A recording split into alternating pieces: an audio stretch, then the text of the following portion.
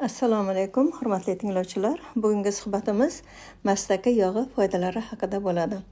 Mastaka daraxti O'rta Yer dengizi bo'yi mamlakatlarida, xususan Gretsiyada, Marokash, Kanar orollarida, Ispaniya va Turkiyagacha keng tarqalgan pistadoshlar turkumiga kiruvchi daraxtdir. Mastaka daraxtidan olinadigan mastic schios, ya'ni smolaning hech qanday nojo'ya ta'siri yo'qligini, aksincha juda ko'p kasalliklarga foyda ekanligini olimlar aniqlashgan.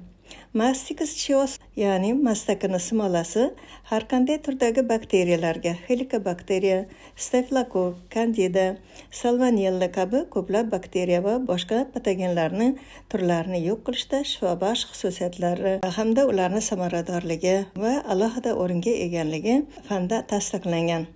Bizning firmamiz Tibamet ko'p yillik izlanishlar natijasida mastic schios oil mahsulotini ishlab chiqarishga Alloh izni ila muvaffaq bo'ldi. Mastic schios oil, ya'ni mastaka moyining foydalarini sanab adog'iga yetib bo'lmaydi.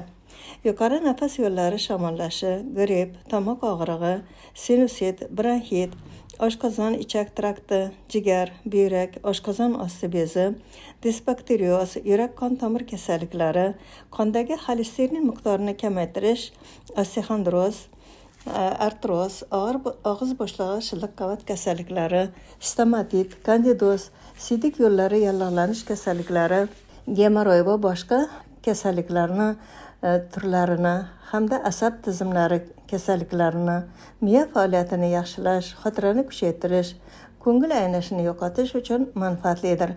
Bundan tashqari oshqozonda helikobakteriya sababidan paydo bo'lgan onkologik kasalliklarni, ya'ni rak kasalini davolashda alohida ahamiyatga egadir. Shu o'rinda hayotda bo'lgan bir voqea to'g'risida gapirib o'tishni lozim ko'rdim. Bir bemorimiz qorin sohasida og'irlik, og'riq, ko'ngil aynash, birdaniga qorin sohasida qattiq pristupsimon og'riq, qayd qilish, ich qotish yoki ich ketish bilan almashib turish, qorin sohasida yel to'planib, qorin shishi, qorin quldirashi, jig'ildan qaynashi, kekiriq, tishlarni yemirilishi kabilarga shikoyat bilan keldi.